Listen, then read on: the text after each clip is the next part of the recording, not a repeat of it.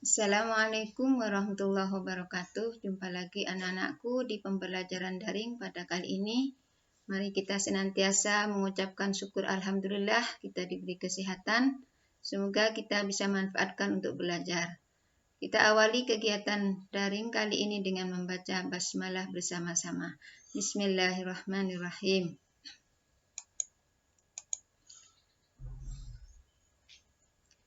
Pada kali ini saya akan membahas tentang lembar diskusi ini untuk memperkuat pemahaman kalian tentang kekongruenan.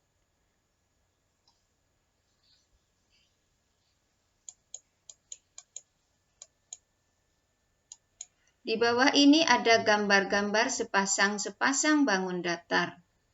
Bangun datar kiri dan kanan ini memiliki bentuk dan ukuran yang sama atau saling kongruen.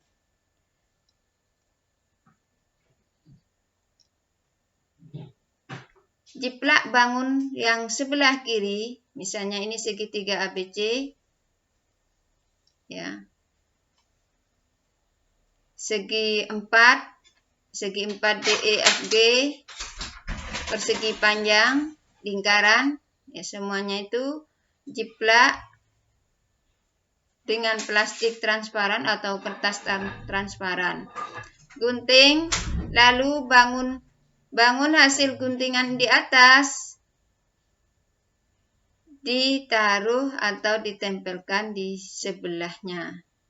Segitiga ABC dihimpitkan pada segitiga PQR.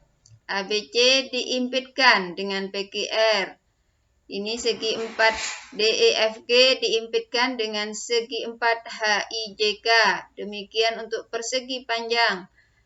TUVW diimpitkan dengan persegi panjang LMNO. Lingkaran yang berpusat di P ini diimpitkan dengan lingkaran yang berpusat di Q.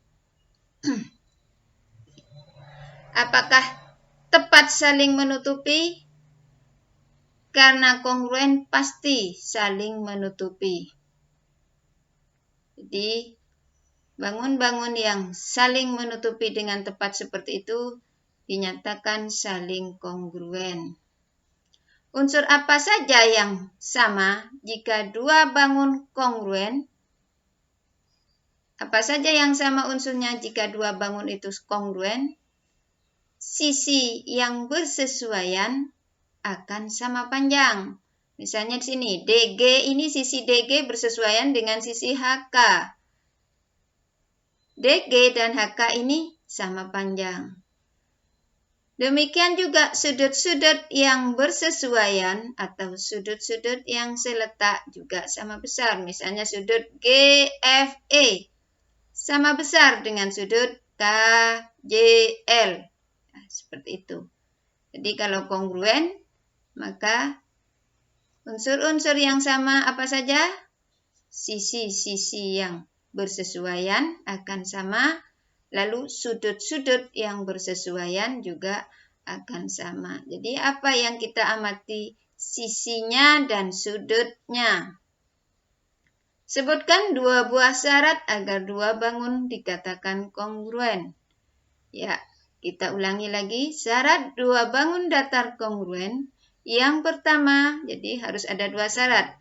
Sisi-sisi yang bersesuaian sama panjang.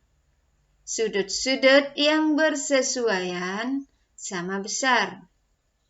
Jadi, bisa ditulis seperti itu. Dua bangun dikatakan kongruen bila sisi-sisi yang bersesuaian sama panjang.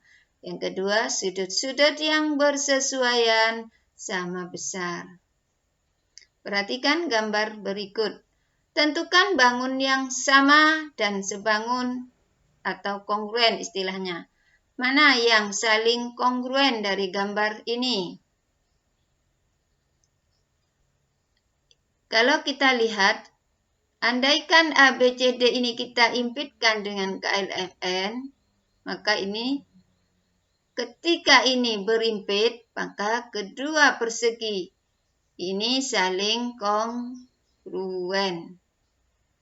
Yang di sini yang saling kongruen I1, persegi panjang I1 dengan persegi panjang I4. Saling kongruen. Persegi panjang I2 kongruen dengan persegi panjang I3. Perhatikan gambar yang ketiga. Segitiga mana yang saling kongruen? Segitiga PQR kongruen dengan segitiga LKM. Trapesium di bawah ini mana yang saling kongruen? Kita lihat. Di sini sudut dengan ini bersesuaian, ini dengan ini sama besar, ini sama panjang, ini sama panjang, ya. Ini sama panjang, ini dengan ini sama panjang. Maka yang kongruen adalah trapesium gambar I1 dengan trapesium gambar I2. Ini kongruen. Sementara yang gambar yang kelima, lingkaran.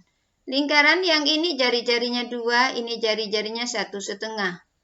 Yang ini jari-jarinya 3, yang ini jari-jari diameternya 4.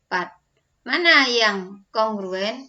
Kalau diameter 4 berarti jari-jarinya juga 2. Maka lingkaran yang berpusat di A kongruen dengan lingkaran yang berpusat di D. Sekarang kita amati yang lain, tidak ada yang kongruen.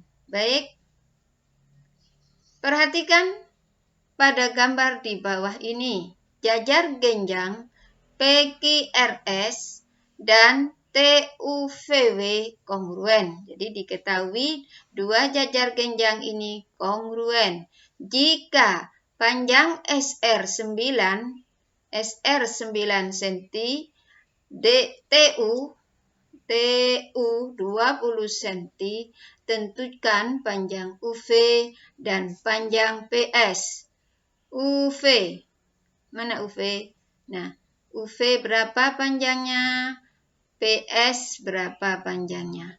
Ingat, dua bangun kongruen, maka sisi yang bersesuaian sama panjang. Karena ini diketahui kongruen, UV panjangnya sama dengan SR. Jadi UV panjangnya 9 cm. PS bersesuaian dengan mana? TU. Maka PS panjangnya 20 cm. Sekarang kita lihat ketika ada lembar kegiatan seperti ini. Pengubinan dengan segitiga yang kongruen. Perhatikan, ini tidak kelihatan kertas berpetaknya ya. Sebentar saya lihatkan. Nah, mungkin ini agak besar.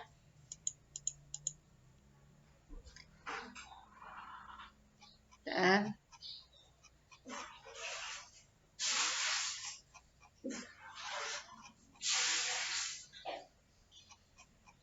Ini urutannya belum siap.